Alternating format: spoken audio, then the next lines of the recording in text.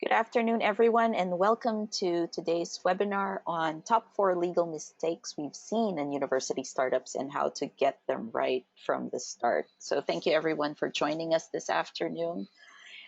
We have a really good webinar today, and we think that this webinar is quite relevant, especially for universities and their researchers who would like to create their own startups.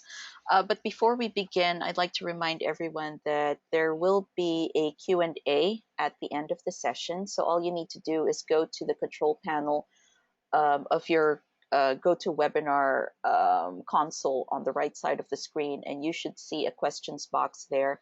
Type in your questions and we'll queue them up for the Q&A at the end of today's lecture.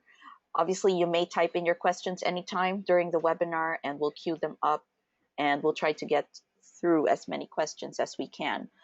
For those that are registered but you'd like to view the webinar again, this webinar is being recorded. So in 2 to 3 days, we'll be sending you an email with the information on how to access the video as well as the slides for today's session.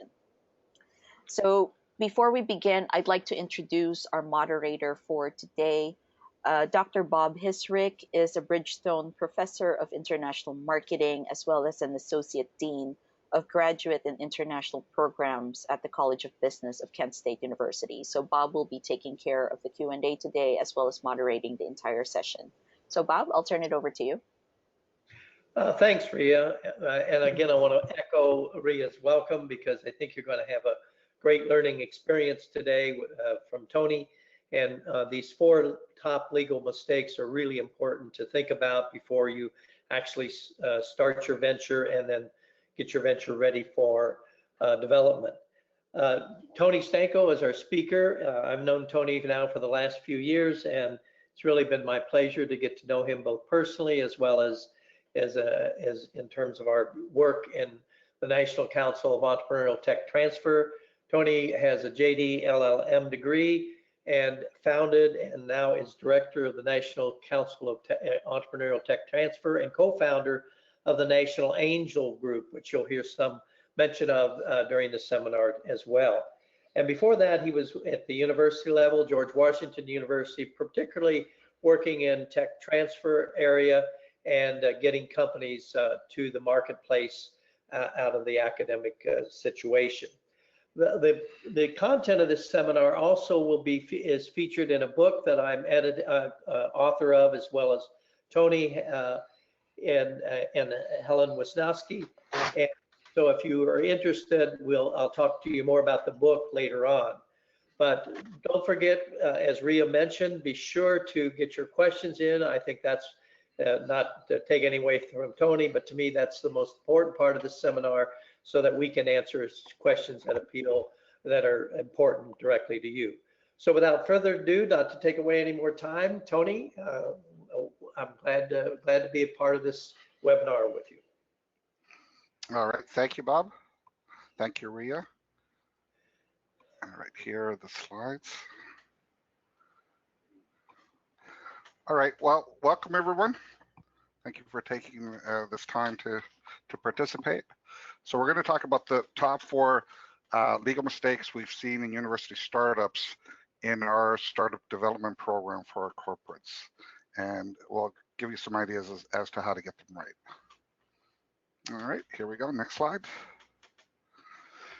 So let me give you a little background. So a few years ago, EdSet2 created the Corporate Startup Development Program in response to a congressional ask to us on creating something that would help commercialize the $137 billion worth of research at universities and federal labs. So our corporate members came up with this program, and we've been developing it for a few years now. So this program's mission is to discover, develop, and fund corporate-aligned startups from universities, angel groups, federal labs, and state funding agencies, specifically aligning those startups to corporate business units. It's got 3 parts: a discover part, a development part, and a funding part. So the discover part, we have, I think, about 50 startup development officers now that look for startups, research-based startups for our corporate members. Our corporate members receive summaries of these startups, and we select some of them for virtual showcases to pitch to them. And so the corporates can do direct funding, sponsored research, licensing, joint development, or other direct transactions. So that's the discover part. We have corporate needs lists. So if you're interested, we could send you some of our corporate needs lists, so you could go through your startups, and if you want to participate, and send some startups to us to kind of highlight what we're doing for the corporates and show them. All right, so if you want to do that, support, and it's at 2 with subject corporate needs list, and then we'll put you on that distribution list. So that's for the discovery part. For the development part, we have this other program, this addition to the program, because a lot of times corporates are interested in startups, but the startups are too early for the corporates at the current level of development. So we can work with the startups, if they're interested, to have them develop to corporate business milestones. And so this is where our startup development officers really come in. They help bring startups to the corporates, but really they help create those startups to these business milestones for exits and strategic relationships. The goal really is to get to a corporate exit, and I'll talk a little bit about that in a further slide. And so that's the development part. We have a funding part too. So we have 2 vehicles specifically designed to fund corporately aligned startups that come through our corporate development program. One is the National Angels Group that will fund up to $2 million. And then we have an investment banker fund that will fund anything over $2 million to the exit. That could basically be any number. So some stats, we've had about 700 submissions over the last few years. About, what is that, 40%, maybe a little bit more, have initial corporate interest. So, startups are really creating things that are very interesting to the market, to the corporates. And we have about 40 in the development program. And some of those have had strategic relationships, direct funding, and licensing, sponsored research, rather than having us develop them further. This webinar is going to cover some of the legal problems we've seen in the startups that have caused problems or are still causing problems in due diligence. We've kind of added a new part to this to try to help avoid these problems in the future, where we'll help incorporate and set up the proper documents, especially the stock option plans that I'll talk about in a few minutes, right from the beginning, for exchange of a little bit of equity. All right, so the 4 problems: the LLC mistake, the no stock option plan mistake, the science team versus management team employment agreements mistake, and the non-US citizen leader mistake. So this is a pretty common mistake, actually. It's probably like 40%, maybe more. But in this particular case, as an example, it causes a lot of problems. So startup was registered as an LLC.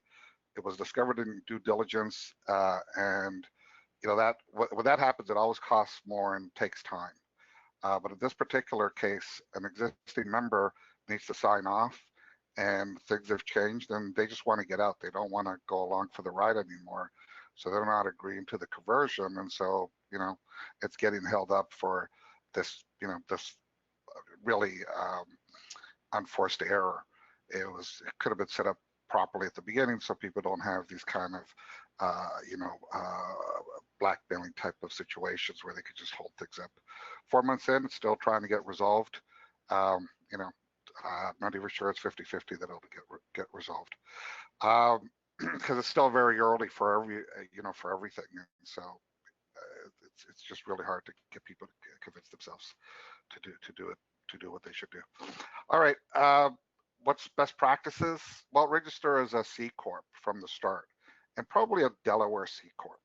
I mean, Delaware is really the state that has a long history of strong corporate law practices and experience.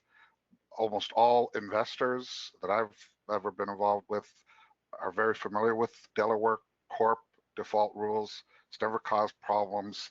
So there's less time spent on diligence. You don't, you know, even if you incorporate another state, sometimes the investors will have to see what the differences are, and if that makes a difference. But as long as it's a corporation, it's usually fine. But there's just more time that needs to be looked at, especially in some, you know, states that are not as regularly recognized by investors. So you can just avoid all of this if you incorporate in Delaware. And you know, how do you get into an LLC situation?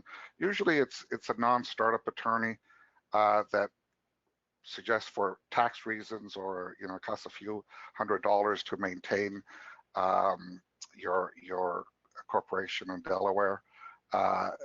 They go for the LLC, and they say, well, it's easy to convert when you get the investors. Well, that's kind of true, usually, especially if things could go smoothly, but it definitely will create a problem when the investors come in. And you know, because the investors and the corporates, they don't want to include in their taxes, especially the corporates, but a lot of the investors, some investors will take the losses, but most of them, it's just too much of a hassle to take the K1, wait for it, and include it in your taxes for, you know, a small investment. So it's just, again, not worth the trouble. In the larger sense, it also shows the non-sophistication of members of the management team to not see what's coming over the horizon. This will happen. So if you're trying to be a high growth venture backable company, you know, there's no way around getting a corporation. So you're set up for a problem. It incurs unnecessary legal costs that the investors hate. You know, the case that's really causing problems, I mean, it's costing a lot of hours, and that is just, you know, it converts it to dollars very quickly with attorneys involved, and it's just something that the investors hate to see. And you just allow, you know, some people that you know, change their minds about things to hold things up. There's a technical tax exposure that usually doesn't cause problems, but if there's debt, you know, and a lot of them are setting up with debt these days, convertible debt. You have to convert at an economic equivalency basis, so that becomes more complicated. The equity has to be the same for both entities, and if it gets complicated, the further along it goes, you might have to bring in experts. So again, causes delays, could be a deal killer. Easily just set up properly, and it costs a few $100s a year, and you know, if it takes 3 or 4 years before you would convert, you're saving thousands maybe, but you're probably going to end up paying it in one way or another afterwards. Another mistake, and this is probably even more important, is the stock option plan. So again, this kind of plays into no LLC, because LLCs can't have stock option plans the same way. So a lot of startups, they are looking for capital from investors, and they go to the investors, and you know, the investors basically say it's too early, you know, because they need to see key employees before they invest. Startups, if the investor articulates that, startups will say, well, give us the money and we'll hire the team, but it just doesn't work that way. The team is so important for an investor. You have to have that piece set up. That's actually one of the easiest pieces to put in place. I mean, it's hard because you don't have the cash, but stock options allow you to do that. So it's just being creative and finding the right employees that are really going to stick with the company and are passionate about the company. So investors, you know, generally just say, come back when you have your team together, or, you know, in code, it's like, come back when you're further developed. Best practices is set up a stock option plan. When you incorporate the CCorp, it's really easy to do with the CCorp, and use that to put in place your early key people. So I'll get into a little bit here how that works. So stock option plans, it's like, this is how it works at venture backable startups, right? So investors invest in teams, not in technologies. So they want to see the team, and they want to see the team functions, because this is the team not working well together is a major risk factor for failure. So, you know, you want to at least see them working together to some degree before the money goes in. How do you do that? Well, you have these stock option plans where you get early employees to come in before the funding by giving them stocks, right? and either use that as an opportunity to set up employment agreements that are contingent on funding, but they could already work part-time. Some of them, might even work full-time, right? It just depends on how much equity you give them. And investors definitely want to see a passionate team with skin in the game. They're not looking for ordinary 9-to-5 employees, especially their first 5 or 10. So if you don't have a stock option plan, you really can't do what you need to do, because you need to have employees that are vested in the success of the startups and, really get compensated in a big way based on the stock options rather than, the salaries.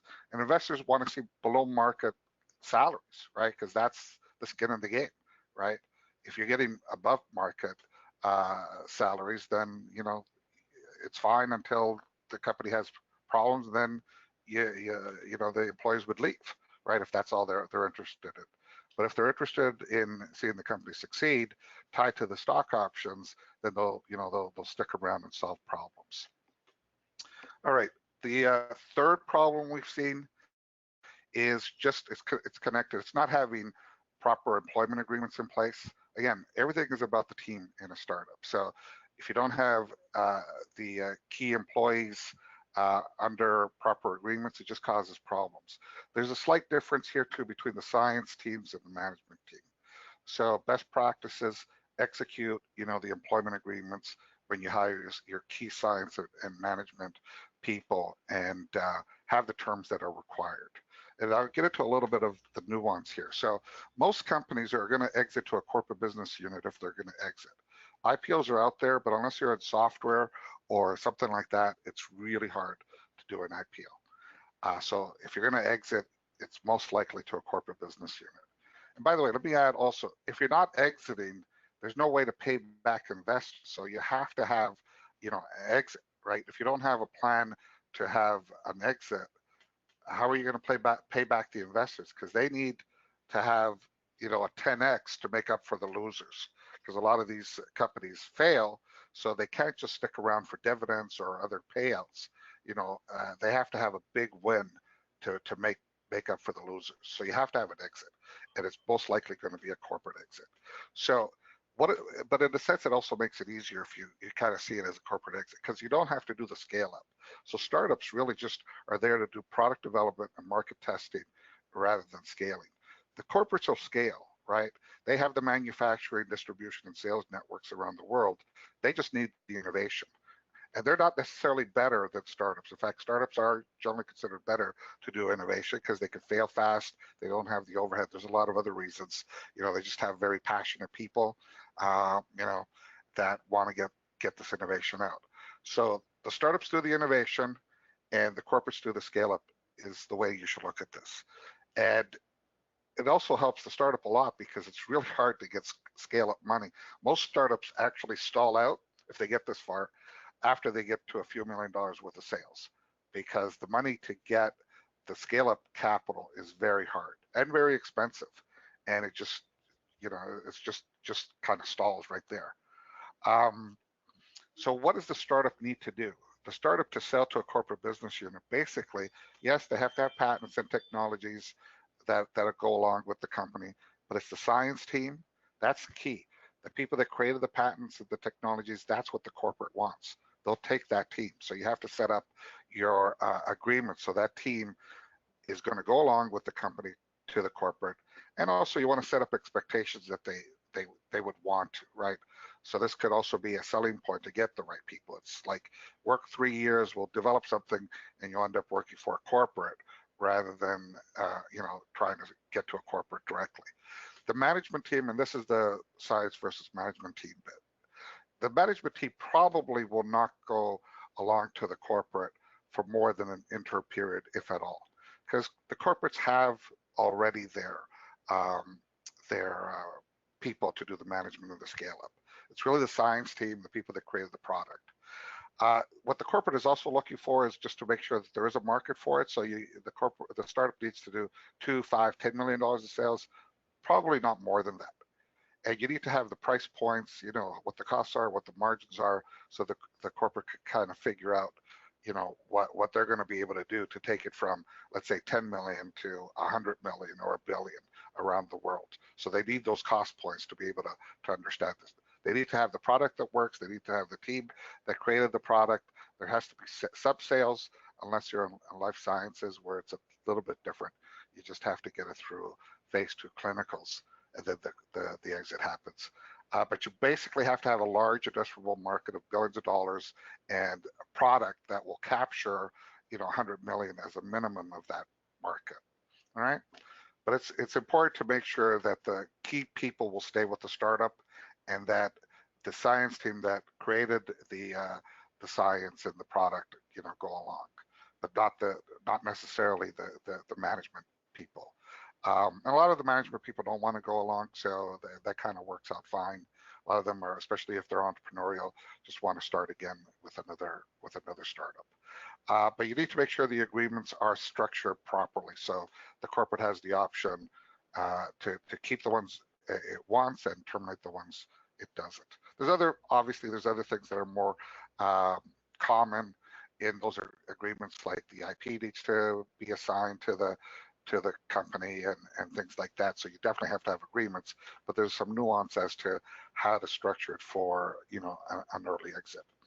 All right, the last problem we've seen is the non-citizen leader mistake. So in this case, startup CEO, founder, recently graduated as a STEM PhD, but he was a non-citizen. And so, we got into diligence and we found out that they were under an optional professional training program for 3 years. And that just doesn't work, right? Investors lost interest, the corporates lose interest because the money's not going to be there to develop it. So it's just a bad story to leave it to solve that problem at diligence. The investors are not going to help. The corporates are not going to help. They're just going to walk away because there's so many out there that don't have this particular problem. But there is a way around it, and that is just to separate, the founder and the CEO key employee roles. So that not citizen could have been the founder and has tried to reorganize it now as the founder, so they have most of the shares, and tried to put together the team, which is the job of the founder anyway. So if you've been following, most of these mistakes, it's putting together the team anyway. And so you don't have to be the key person if you're a non-citizen. Non-citizen green card holder, it's the same thing, right? For our purposes. So you just have to have a team that can be sold that can work here, that can be sold to the corporate, it can do what it needs to do to get the money and to get the exit. So the founder could have organized it differently, and that's what they're trying to do now. It's not easy, right? I mean, if they have to leave and do that, from afar, it's not easy to do even that part. But a lot of that founder activity can be done early. And regardless, let's say they solve the problem. There's other ways to solve the immigration problem. You just can't do it so quickly. So let's say in 3 years, this person is a green card holder. Doing it this way and having other people, he could just stay along. And he could get some money as he's trying to work these problems out. But trying to put himself in the middle of it at the beginning and be the key person, the investors are gone, right? They're just not going to be able to do that. And so, separate the CEO key employee from the founders and work on your immigration issues separately, but not so that they have such a huge impact on the startup. All right, I think I touched on most of all of these things. So optional professional training is good, especially as a founder. The one thing to bear in mind, if you're a founder, SBIR, that founder can't have more than 49%. So if you're going to go after SBIR money, you got to watch out for that. But otherwise, the founder could have 90%, right, or 80%, and just give whatever they need to give to the other employees to make them stick around and do what they need to do. All right. So those are basically the 4 problems.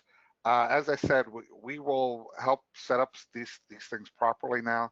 So we'll incorporate some startups in Delaware if you're interested and set up the stock option plans. Just creates a lot of problems later on, so we might as well solve them earlier.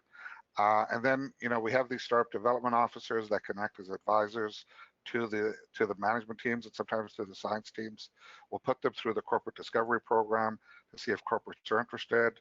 If they're interested directly, there's a deal that gets done pretty quickly. If they want to see milestones before, then we have the program, this corporate development, startup development officers to work towards those milestones with the funding we have from our vehicles. All right, I think that covers everything, and I've gone on, I think, for too long anyway. I'd like to have some questions, so back to you, Bob. Well, thanks, Tony. That was really valuable information. I particularly hope all the participants heard the thing about below market salaries and stock options based on success, because that's so important because investors that I've dealt with in my companies, as well as an investor myself, we really don't like to pay huge salaries before the company positively cash flows or else gets good financing. So, and all the other information was really, really valuable. No question about it. And as I said at the beginning, if we could turn to the slide on the book, this information is embedded in a chapter 9 of the book, that's called Building an Entrepreneurial Ecosystem, Building an Ecosystem for Academic Entrepreneurs and Academic Entrepreneurship. It's being published by World Science Publishing Company. As Tony's materials there, you see in chapter 9. The other chapters all are very key in terms of things that a university needs to do, or you as a academic entrepreneur need to think about in starting a company as you're a part of the university. Tony mentioned the huge amount of billions of dollars that are in science in universities, that universities now are increasingly interested in, thank goodness, of getting that science to the marketplace and to help their people that work for them to be able to be an academic entrepreneur. So this book's going to be released the first part of December by World Science Publishing Company. So I hope you all give some thought and purchase the book, as well as thinking about some of the materials. As I said, Tony's one material on the legal issues is there in chapter 9. So let's turn to the questions. I assume we have a lot. And as Ria gets them put up, I want to ask one question, Tony, if might, and that is there anything that, I know this advice on LLC is just prevalent all over, because everyone's worried about the costs of being able to, you have to pay the taxes and then the fee registration if you're a Delaware company, if you're not located there. But is there anything one could put in the LLC legally that would help at least minimize this conversion problem you talked about so much in your first mistake? Well, do you mean to make it an easier transition? Yeah. Right. Yeah, I mean, the transition is actually pretty easy, in ideal circumstances. It just gets complicated because, well, first of all, you have to do it. So that generally costs thousands of dollars. Right. And the savings are usually just thousands of dollars over a period of time, depending on what the losses are. So, I mean, even just that, it just makes sometimes more sense to do it correctly.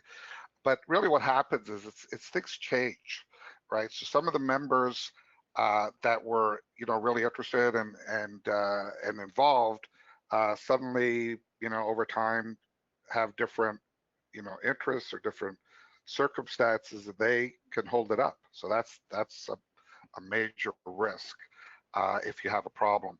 But you just have to do it. And why do it at due diligence when you're getting money or you're getting people interested in what you're doing? Why cause problems then?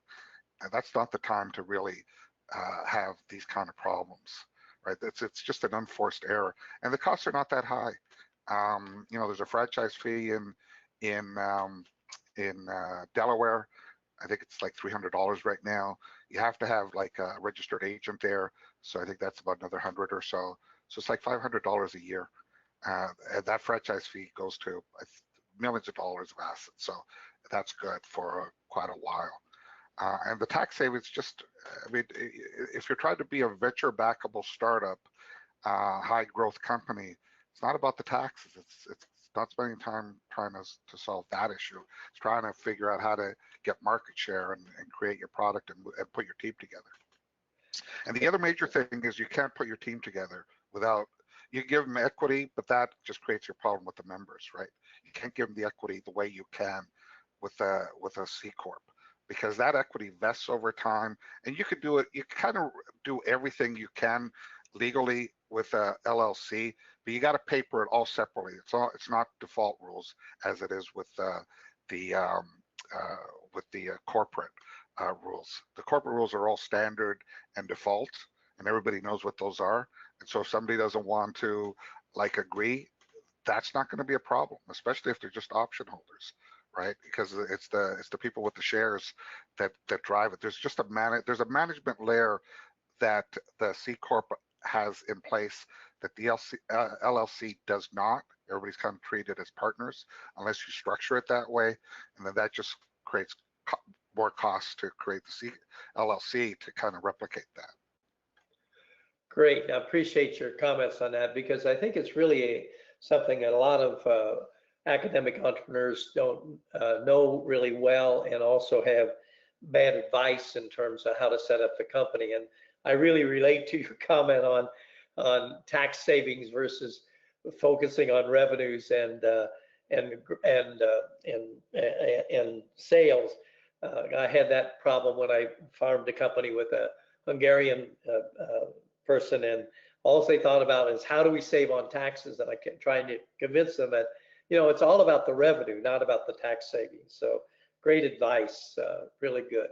So do we have any other questions? Let's go to this first question here. Do owners of an LLC get stock certificates, or is there only a statement of percent ownership? So stock certificates aren't what they used to be anyway. So you don't get those negotiable instruments like you used to. So that really doesn't make a difference. They're membership interests, and those membership interests are just in the LLC operating rules. So and you can make those whatever. I mean, what's good, the LLC has its place. It's not that it doesn't. It's actually a very useful organizational business organization. It's just not for venture backable companies. That's all I'm trying to get across here. It's not that the LLCs are not great. They're actually great if you're a partnership type situation, closely held. They work out very well. They solve all the problems, because those are pretty unique problems individually, and you get to rewrite the rules however you want. It's just not set up for having stock options and people with equity investment and all these other things. Good. And again, stock certificates, I don't even know if it matters. I don't even think I have any stock certificates, even when I invest in publicly traded companies anymore. It's just that used to be fun to see different colors of certificates. Companies used to spend a lot of money to make their certificate look really good, and it's all now just a part of a statement. So that's good. So and I'm glad you mentioned that LLCs do have a role, because they do in certain situations, and we're talking about a different kind of thing. So the second question, this is a great one, Tony. Instead of converting from an LLC to a C Corp, would it be easier just to create a new company out of the LLC? Oh, that's interesting. Yeah, in fact, that's probably where that one case is going, but it doesn't necessarily make it that much easier, because you have to close down the LLC and start up a new one. So you have to distribute everything to the people under the LLC. You don't have, so that person that's causing the problem, he just gets his whatever it is, and then you just start up another company, and you have to put all the assets in, whatever they are. But you have to do all those and that becomes very expensive, because you have to get valuations, you have to liquidate, you have to get rid of whatever assets are in there in the LLC. Then they have to be transferred to the other entity. It becomes very complicated. So, and it's really always about whatever issue you're trying to solve.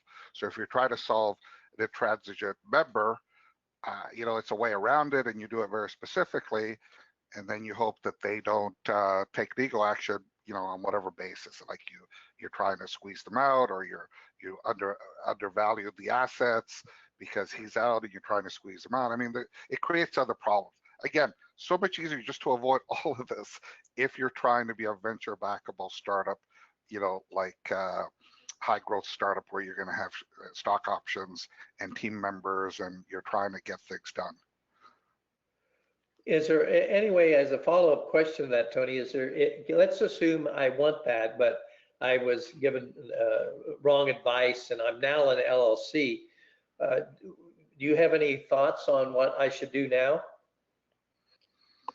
Well, if you're already in, I mean, you could, if you're looking for money, do it before you go to the investors so you don't have that problem, because the investors are going to say you have to convert and you don't want to do that. Just kind of creates a problem. So you might as well do it, a reasonable time before, just to show that you know what's going on, and hopefully it's not going to be a problem. But if you're not looking for investors and you don't need the stock option plan and you already have the LLC, just keep going, I guess, right?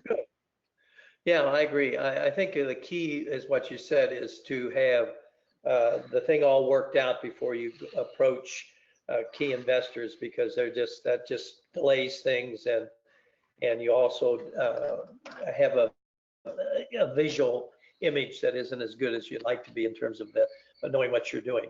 Another question we have here is, instead of converting from an LLC to if someone invests in an LLC, is a new statement of ownership written? No, you can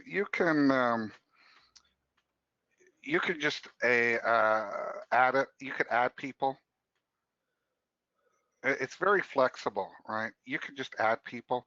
Again, it depends on everything depends on the operating agreement for the LLC. So unlike with corporations where you have standard rules that people just follow unless they amend them in the bylaws, which a lot of times they don't, and you shouldn't. With an LLC, you have to write it all out, right? They're standard LLC operating agreements. So it really just depends on how it's written. But most of them allow you to add new members, and there's a mechanism in there to add new members. And sometimes the old members have to vote. It just depends, right? It depends because it's like a partnership. Really, the LLC is like a partnership with limited liability that's very flexible. So sometimes, the LLC is trying to be more like a corporate, and you have people that are really managers and separated from the owners. And so you can bring in investors pretty easily. Sometimes they want to act, like partners. And so they only want to work with those 4 or 5 partners. I mean, when you try to bring in another person, they say, everybody has to vote on it because they might not want to work with that other person. It all depends on the operating agreement. The operating agreement there's no, necessary default rules for that. There's, it's always very tailored to whatever the lawyer wants to put in there and whatever the business people want to put in there. Yeah, that's really key, Tony. I'm glad you brought that up, because I don't think people, when they form LLCs, really understand the importance of the operating agreement. I've seen some that I was just amazed that even was produced by a lawyer. And I think if you can really create your operating agreement to give you the best of advantages, if you do have an LLC or are going to start a company and don't want to follow the CCorp kind of model. So that's great advice. That's that operating agreement that really makes a difference. And is there any? It's key. Go ahead. Let me just highlight that it's key. You got, like, in with a CCorp, you could glance at the bylaws, but most times they won't have a lot there because it's already all in the statute, right? Especially the more esoteric things.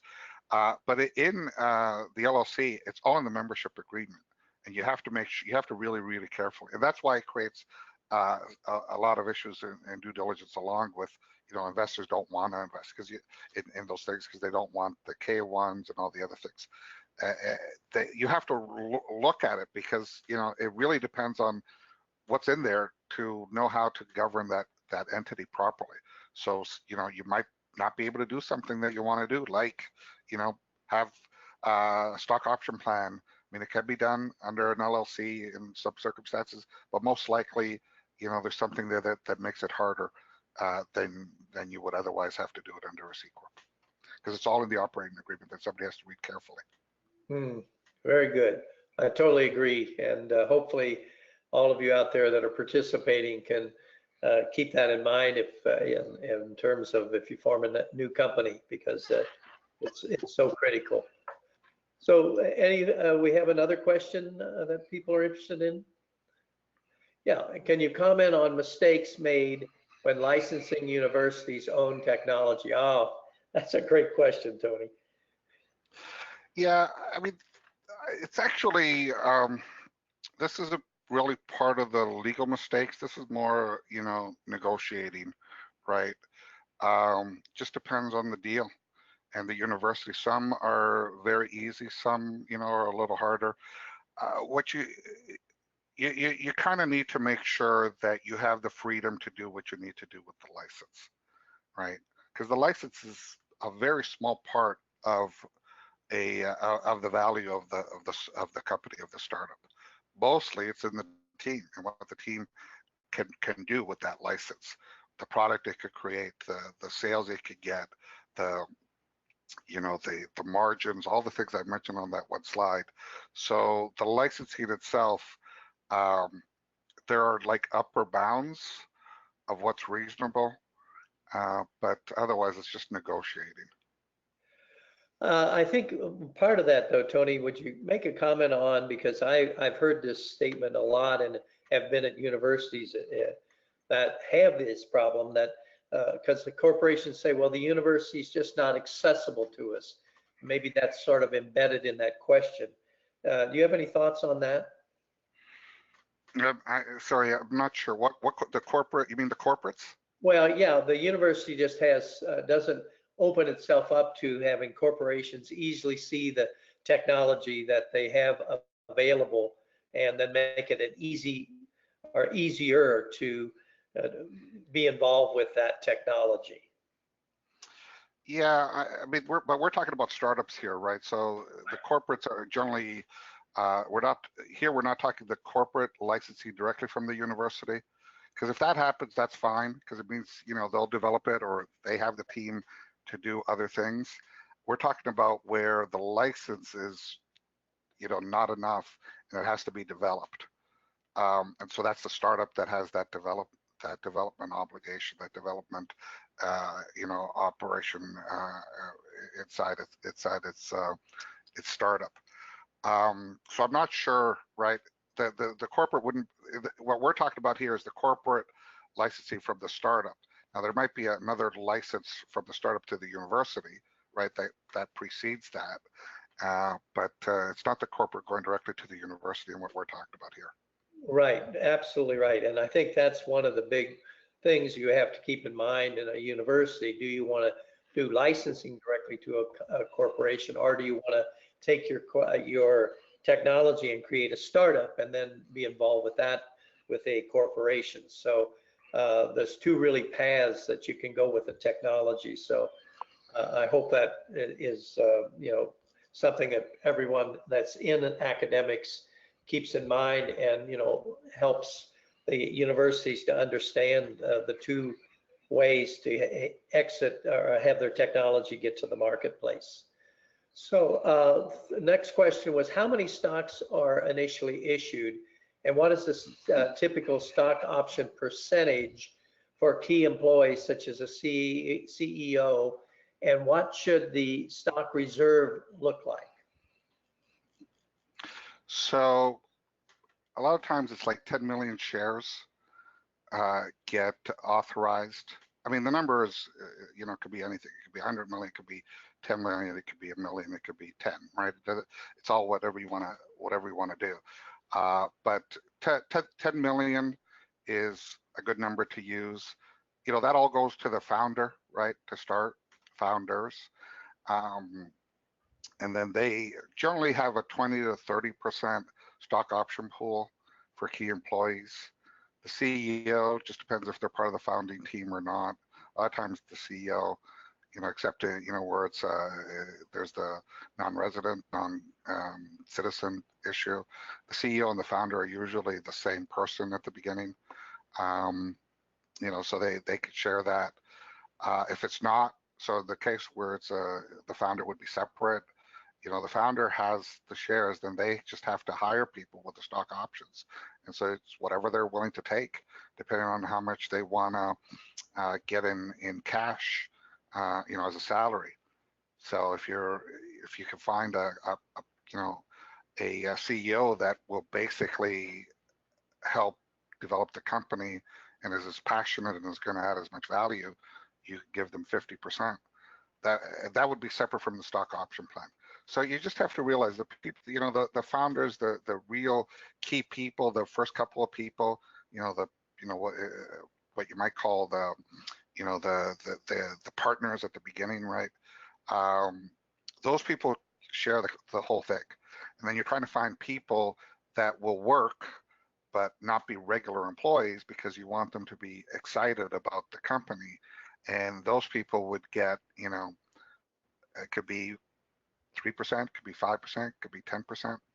If you have a CEO that comes in later, again, it also depends on what stage the company is in. We're talking about right at the beginning.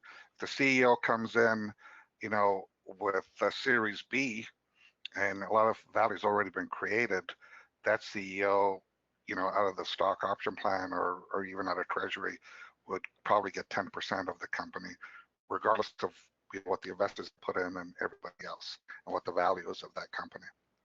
At the very beginning, the company's worth zero, right?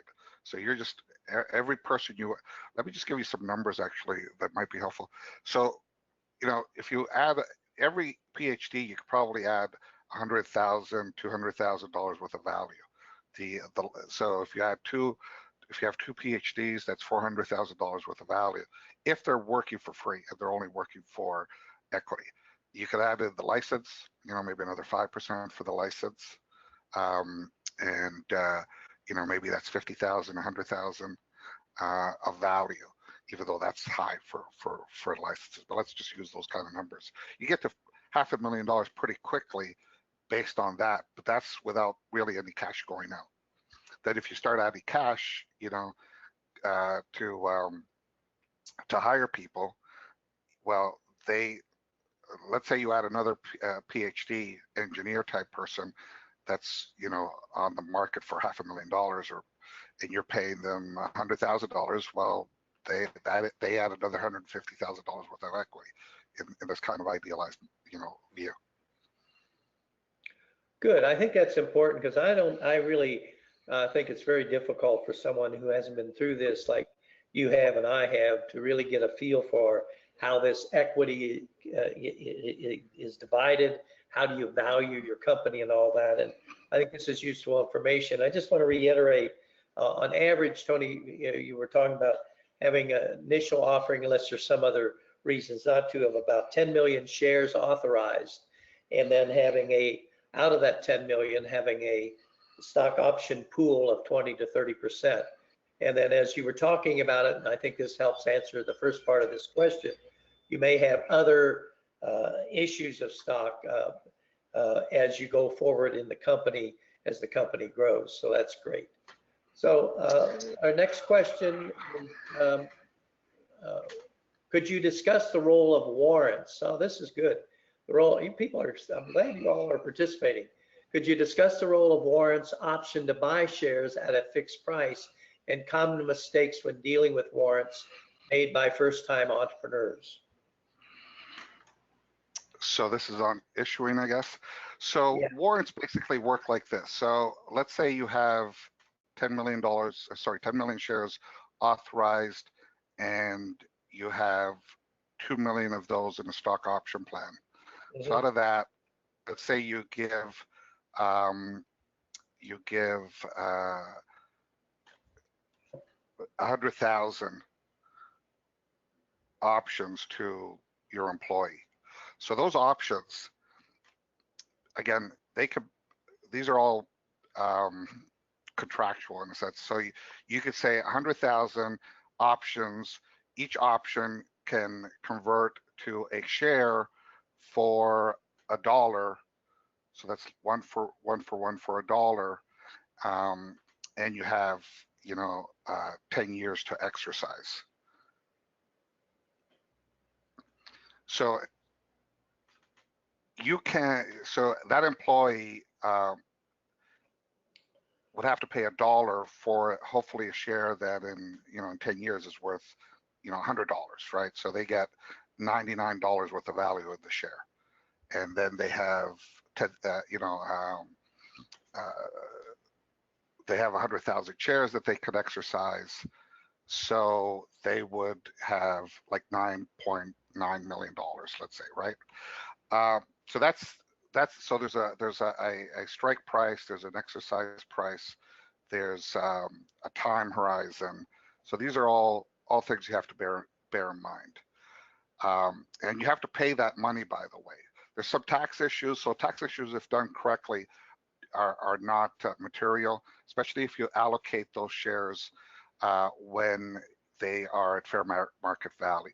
So if you give the share for $1 to that employee, and the value of that share right now is $1 when you contract, then there's the fair market value is the same. So there's no in the money type option there. So there's no tax effect at that particular point.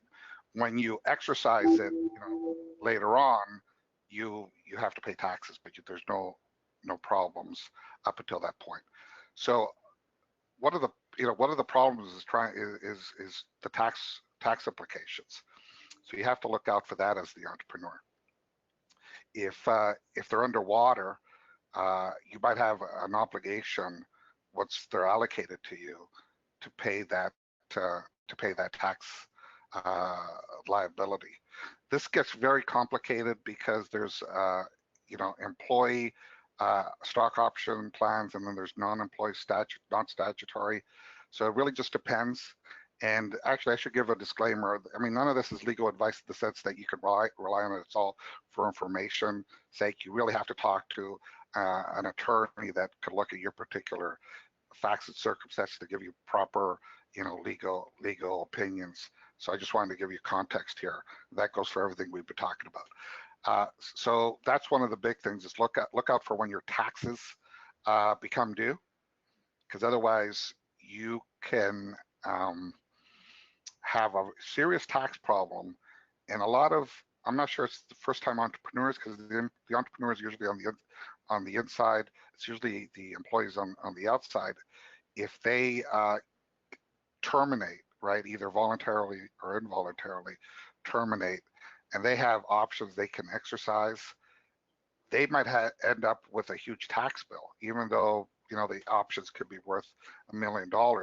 If they have a $300,000 tax bill that they have to get cash to pay, that could be very problematic, because that $1 million worth of stock probably still doesn't have a market. So even though it's worth $1 million, it's not like you could take that and sell 30% to pay your taxes. So that's a big problem. The other problem to look out for is the vesting periods. It's not really a problem.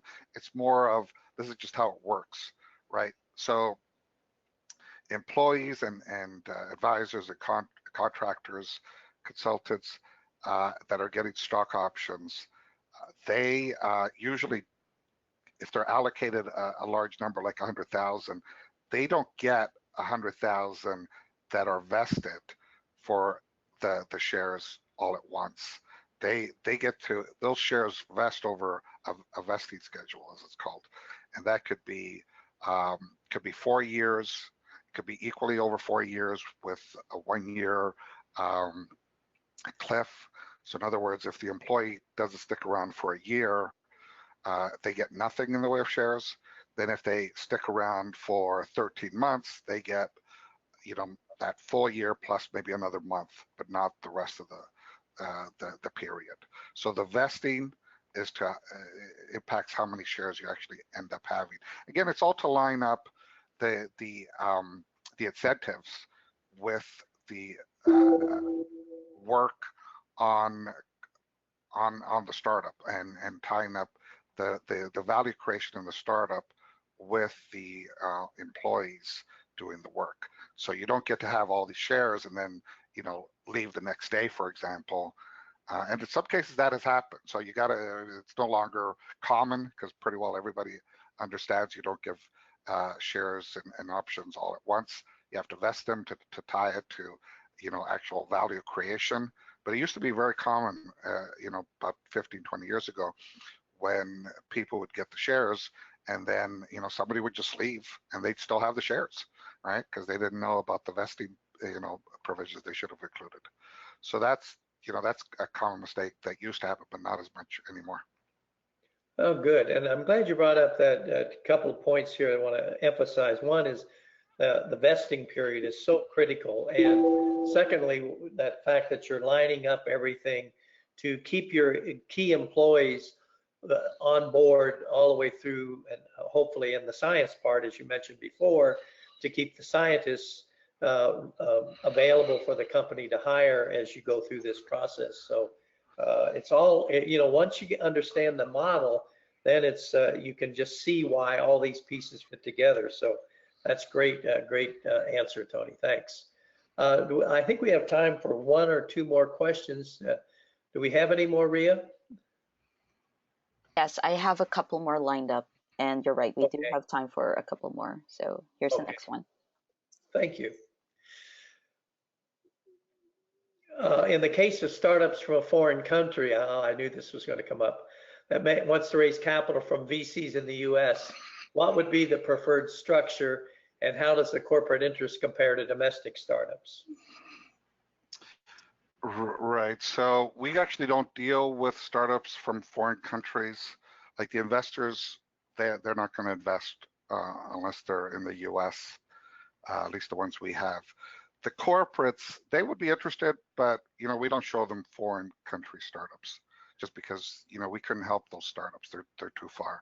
So a big part of what we do is the development piece, and because a lot of them just need development, and so you can't help them if they're foreign companies, and we have only American-based startup development officers. Yeah, a good point. And I've been through this before because I actually do a lot of startups in foreign countries. And when you want to come into the U.S. market and get U.S. dollars, you really have to have a U.S. corporation. So you figure that out and how to do that when you get started. So I'm just about ready to do that again with a company that we started in Slovakia. So you need to have U.S. company if you want to get U.S. capital, particularly from angel investors and from venture capitalists, unless they have a division overseas. So one last question is, Ria, do you recommend that academics involved a non-academic CEO business person? Good way to end. Nice question. It is. Do you want to take that one, Bob? I mean, that's not necessarily a legal one. Oh, well, I will be glad to. I think it depends on the skill of the academic. I'm a very unusual person because I actually do startups and I'm a professor. So I really don't need a CEO business person because I'm sort of that person. But if you're a scientist, one of the things you really want to remember is that your real value is your science, and that's unbelievably important. So what you need is expertise in the business area. So how do you get that expertise? It either has to come from inside the academic community or outside the academic community. And so be very careful if you're on either way you go, because you want to interview this person, you want to make sure the person is compatible, has the same values, the same goals you do, and so whether that person is inside or outside, or as an academic or non-academic, is not as important as the person himself or herself. Just be very careful. Interview them. I always recommend having a meal with them because people just are different over food, and just be very, very cautious on who you select. Most of the time in many universities, you will not find the kind of academic person like myself who has done this many times, but so you have to go outside. So I don't think it's important inside or outside. I think it's more important in terms of the person. Yeah, and I would just add, the startup development officers, That's what they do. They're advisors though, so you don't. I don't know if I'd put them. I don't know if you need a non-academic CEO. Really, again, it just depends, right?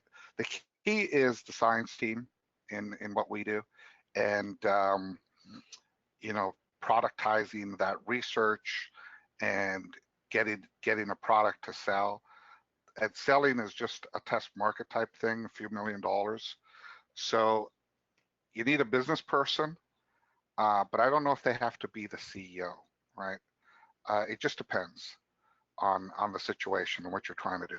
If you're trying to create an IPO type company, you know, where you have hundreds of millions of dollars of sales, then the CEO is definitely a non-academic, non-researcher type person. But it's a slightly different thing here, because really what we're doing is commercializing the research. And so the research is still a big component of what has to happen. And then we flip it over to the corporates to do that scale up. So they're the ones that have these business people. So it's just creating that product with some early sales. And you know, some non-academics are useful, but I don't know if they need to be the CEO. I think when we talk about academics, we're talking about people that have left the university, right? Graduated students, PhDs, or faculty. You know, you can't stay at the university; they have to leave. With that caveat, though, those people that leave and are full time, they can sometimes be just as good as you know, outside people in the CEO role for what we're doing. Again, that's because we're not trying to build $100 million companies. It's a very different thing here. It's creating a product that works, that has price points that sell, and there's some early sales to, you know, to show that it's done properly. That big part of scaling from a few $1 million to hundreds of millions of dollars of sales, you need business people for sure for that part, but that's where we bring in the corporates, or the corporates, you know, buy the company to do that part of it. All right, Ria or Bob, back to you, and I guess we're trying to wrap up now. Yeah, Maria, thank you for being a part of it. If we can be of any help at National Council of Entrepreneurial Tech Transfer, let us know.